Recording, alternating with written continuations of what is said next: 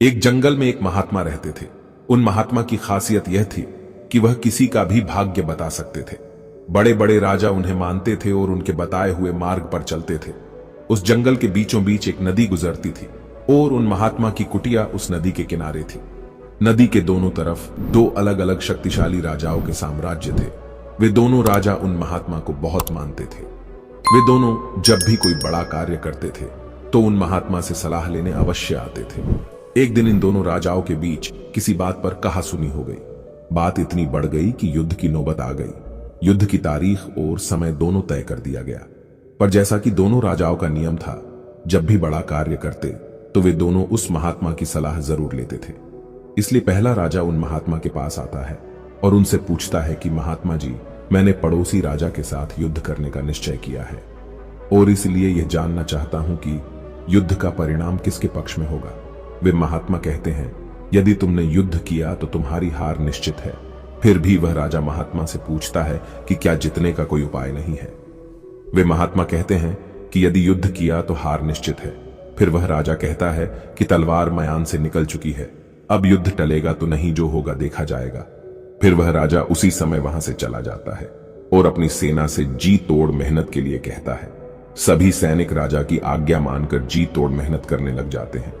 दूसरे दिन दूसरा राजा उन महात्मा के पास आ जाता है और उनसे पूछता है, महात्मा जी, पड़ोसी राजा के साथ युद्ध करने जा रहा हूं, इसलिए मैं इस युद्ध का परिणाम जानना चाहता हूं कि युद्ध किसके पक्ष में रहेगा। वे महात्मा कहते हैं, निसंदेह जीत तुम्हारी है और उस राजा के पास तुम्हें हराने के कोई उपाय नहीं है। उन महात्मा की बात सुनकर राजा बहुत प्रसन्न हो जाता है और सीधा जाकर अपनी सेना को यह खुशखबरी सुनाता है कि युद्ध में उनकी जीत पक्की है। यह बात सुनकर उस राजा के सैनिक बहुत खुश हो जाते हैं और युद्ध की तैयारियों में लग जाते हैं। समय बीतता है और युद्ध का दिन आ जाता है। रणभूमि बनाई जाती है और युद्ध शुरू हो जाता है। दोनों सेनाएं एक दूसरे के साथ भीड़ जाती हैं और मार काट मच जाती है।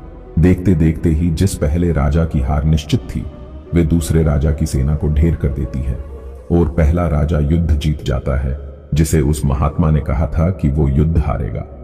युद्ध जीतने के बाद वो पहला राजा उन महात्मा के पास चला जाता है और उनसे पूछता है कि महात्मा जी, आपने तो कहा था कि मैं युद्ध में हार जाऊंगा, लेकिन मैं तो युद्ध जीत गया। आपकी भविष्यवाणी गलत कैसे निकली? फिर वह महात्मा उस राजा से कहते हैं, मैंने तो कहा था जो तुम्हारे भाग्य में लिखा था, लेकिन तुमने अपने कर्म से अपना भाग्य बदल दिया।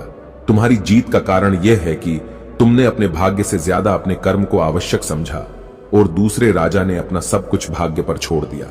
उसने अपने कर्म से ज्यादा अपने भाग्य को आवश्यक समझा और पूरे समय निश्चितता से भरा रहा, जिसके कारण आज तुम विजय हो और वह तुम्हारा बंधक है। दोस्तों, यह बात सत्य है कि सब कुछ हमारे हाथ में नहीं होता, लेकिन सच यह भी है कि बहुत कुछ हमारे हाथ में होता है, लेकिन हम उसे भाग्य के भरोसे छोड़कर जीवन भर रोना चुनते हैं। दोस्तों, अगर आज हम किसी समस्या में हैं तो वो सिर्फ हमारे गलत कर्मों के कारण है, और कल अगर हम इस समस्या से निकलेंगे तो वह सिर्फ आज के अच्छे कर्मों के कारण ही निकलेंगे। अगर आप आज कुछ नहीं करते हैं तो कुछ तो होगा ही और वह आपका भाग्य है। और अगर आप आज अपनी बुद्धि का इस्तेमाल करके वो करते हैं जो आप करना चाहते हैं तो वह आपका कर्म है। यह तो आपके ऊपर है कि आपको कुछ करना है या अपने भाग्य के भरोसे बैठना है।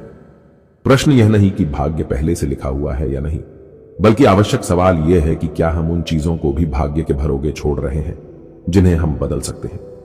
दोस्तों, आपको यह कहानी कैसी लगी? कृपया मुझे कमेंट करके जरूर बताएं और अगर आपको यह कहानी पसंद आई हो तो अपने दोस्तों के साथ अवश्य शेयर करें।